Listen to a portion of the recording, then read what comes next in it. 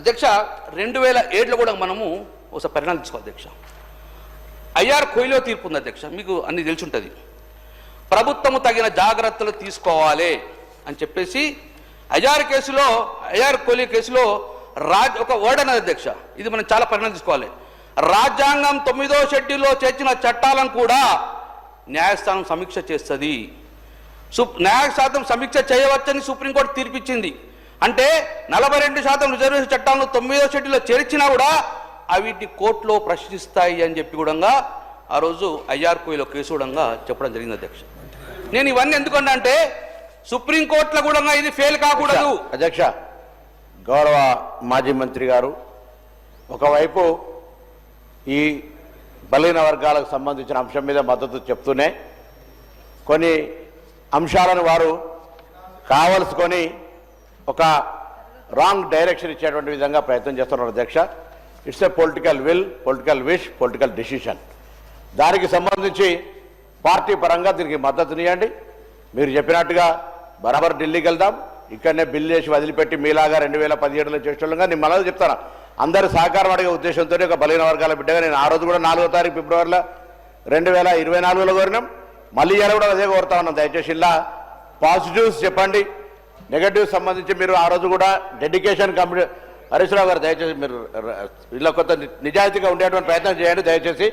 ఇందులో ఏదైనా నిజాయితీ కూడా డెడికేషన్ కమిషన్ ఎందుకు వేసినాం, వకలాభరణం కమిషన్ వేసింది సార్.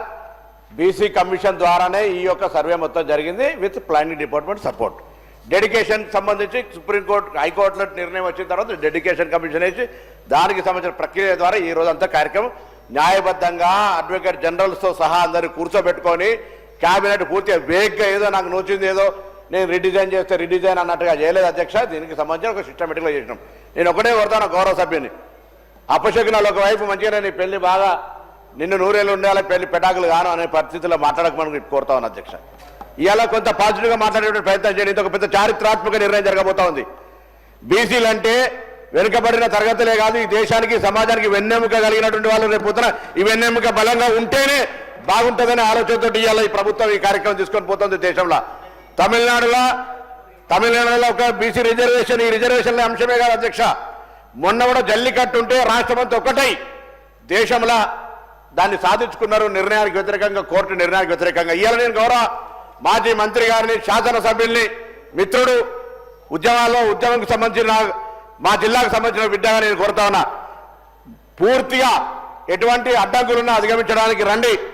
న్యాయపరంగా మనమందరం కూడా మీకు సంబంధించి అనేక అంశాల్లో కోరుతా ఉన్నా. దీన్ని మనం సాధించుకోవాల్సిన అవసరం ఉంది. దీనికి ఆటంకాలు పెట్టి, పిల్లి శాపనార్థాలు పెట్టి అనేకంగా ఏదో పెద్ద దాని పరంగా రాజకీయ లబ్ధి పొంది అటువంటి ప్రయత్నం చేయకండి.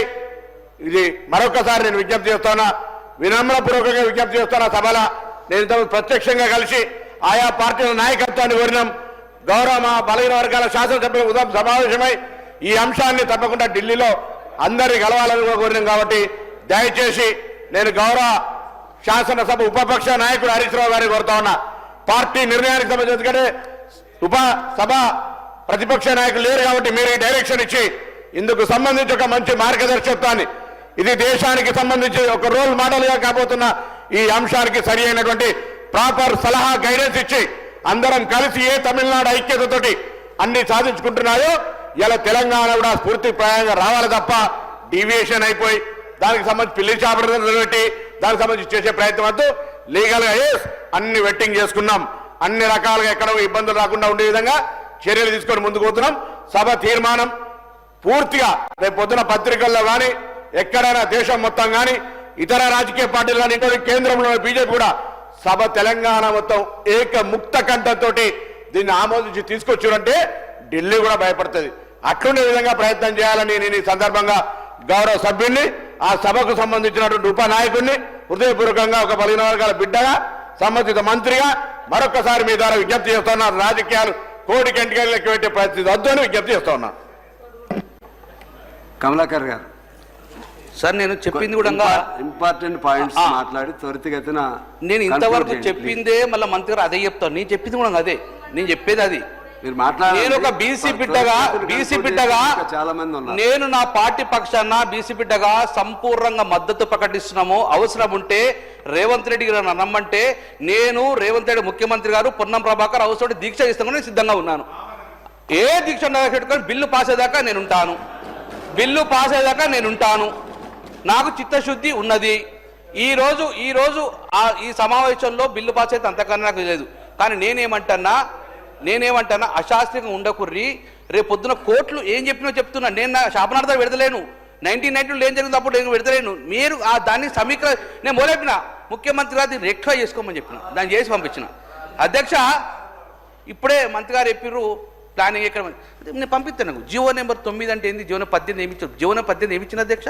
ఇప్పుడు జరిగే సర్వే జీవనం 18 ప్లానింగ్ మీద ఇచ్చారు, బీసీ కమిషన్ కాదు. ఈ జీవనం 18 మీదే ప్లానింగ్ బోర్డు ప్లానింగ్ డిపార్ట్మెంట్ ద్వారానే సర్వే జరిగింది. అందుకే ఉత్తమ్ కుమార్ రెడ్డి గారు కదా బీసీ కమిషన్ నువ్వు ఉండబోదు, చైర్మన్ మీరు ఉండకపోదు కదా. ఉత్తమ్ కుమార్ ఎందుకున్నారు ప్లానింగ్ బోర్డు. కాబట్టి ఇక్కడ ప్లానింగ్ బోర్డు చేంజ్ అయింది కాబట్టి దీన్ని రెక్టిఫై చేసుకోమని. అధ్యక్ష ఇంకోటి అధ్యక్ష సార్ నాకు ఇది మా బాధ్యత, మాకు అవకాశం ఇచ్చారు, మా బాధ్యత అధ్యక్ష ఈరోజు బిల్లు ప్రవేశపెడతారు అధ్యక్ష. నేను తమరికి ఒక అమెండ్మెంట్ ఇచ్చాను అధ్యక్ష. ఆ అమెండ్మెంట్ ఇచ్చే ముందుగా ఒక 2 నా సూచనలు ఇస్తా అధ్యక్ష. ఈ బిల్లు ఎక్కడ కూడా పార్లమెంట్లో కానీ సుప్రీంకోర్టులో కానీ ఏ కోర్టులో కూడా ఇబ్బంది పడకుండా ఉండాలంటే నా సూచనలు మీరు పరిగణ తీసుకుంది అధ్యక్ష. కోయిల కేసు కూడా తీసుకుంటా అధ్యక్ష. సంపూర్ణ గణాంకాలతో ప్రామాణిక నివేదికను సమర్పించమంటున్నాం. అక్కడ ఎక్కడ ఇబ్బంది లేకుండా బీసీ కమిషన్ పరిశీలన నిపుణుల సూచనలు పొందండి. ఒకవేళ మీరు బీసీ కమిషన్ లేకుండా దాన్ని అప్రూవల్ తీసుకుని అది కోర్టుకు కూడా సబ్మిట్ చేయండి. కులగణన ఆధారంగా ప్రత్యేక పరిస్థితి నిరూపించాలి. డెడికేటెడ్ బీసీ కమిషన్ వేసినారు, దాన్ని కూడా సూక్ష్మంగా నా రిపోర్ట్ మీకు పంపించారు అధ్యక్ష. నేను గౌరవ ముఖ్యమంత్రి గారు ఇక్కడే ఉన్నారు. ఈరోజు నా అమెండ్మెంట్ అడిగిన అధ్యక్ష, నా అమెండ్మెంట్ ఇచ్చిన అధ్యక్ష. నేను కొత్తగా ఈ అమెండ్మెంట్ అడగలేదు అధ్యక్ష. ఈ బిల్లు ఎట్లా పాస్ అవుతుంది, డెఫినెట్గా బిల్లు పాస్ అవుతుంది. అక్కడ కేంద్రం మొత్తము చట్టసభల ప్రకారం తీసుకుంటాం.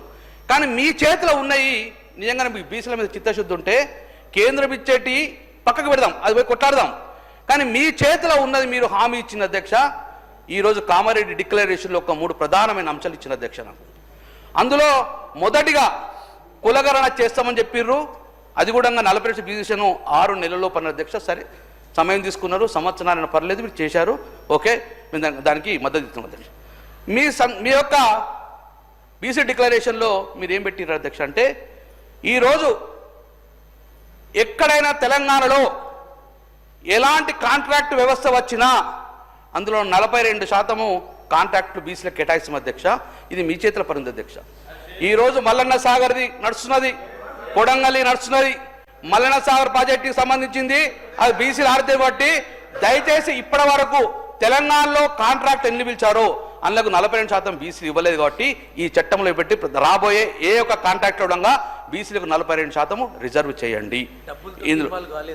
కాబట్టి దయచేసి అది ఎక్కడ కూడా మీకు ఏ కాంట్రాక్ట్ పర్లేదు, బీసీలకు ఇస్తాక మీరు ఇచ్చిన కాబట్టి ఆ అమెండ్మెంట్ దాన్ని కన్సిడర్ చేయమని చెప్తున్నా అధ్యక్ష. రెండోది, ప్రతి సంవత్సరం కూడా మీరు చెప్పిన ప్రకారం నేను కొత్తగా డిమాండ్ ఎత్తలేను, మీరు ఇచ్చేసాను. ప్రతి సంవత్సరం బీసీలకు 20,000 కోట్ల బడ్జెట్ కేటాయిస్తున్నాం. పొన్నంరావు గారు సంతోషం కదా, 20,000 కోట్ల బడ్జెట్ ఉంటే ఆయన అందరి సాయం చేయొచ్చు కదా. 20,000 అధ్యక్ష బీసీ డిక్లరేషను వినండి గౌరవ సభ్యుల వారు. డిక్లరేషన్ల గురించి, హామీల గురించి 2014 నుంచి 24 దాకా మేము 24లో ఇచ్చినటువంటి అంశాల గురించి చర్చించుకుందాం. ఇప్పుడు బీసీకి సంబంధించినటువంటి ఒక మంచి చారిత్రాత్మకమైనటువంటి కార్యక్రమం జరుగుతుంది సార్. అమెండ్మెంట్ గురించి చెప్తూనే ఇవన్నీ అరే 100 బ్రో, నేను అందుకే అవన్నీ చర్చ చేయాలంటే వాటన్నిటి చర్చ చేద్దాం. నేను ముందు చెప్తున్నా మళ్ళీ వినమ్రపూర్వకంగా బలహీన వర్గాలకు సంబంధించి నిజంగా reality if you are concerned దానికి సంబంధించి ఏకంగా అందరము ఒక ముక్త కంఠతో వాళ్ళు మీరు అమెండ్మెంట్ ఇచ్చే right, your a member, your not your member. దాని గురించి నేను I'm not asking your right.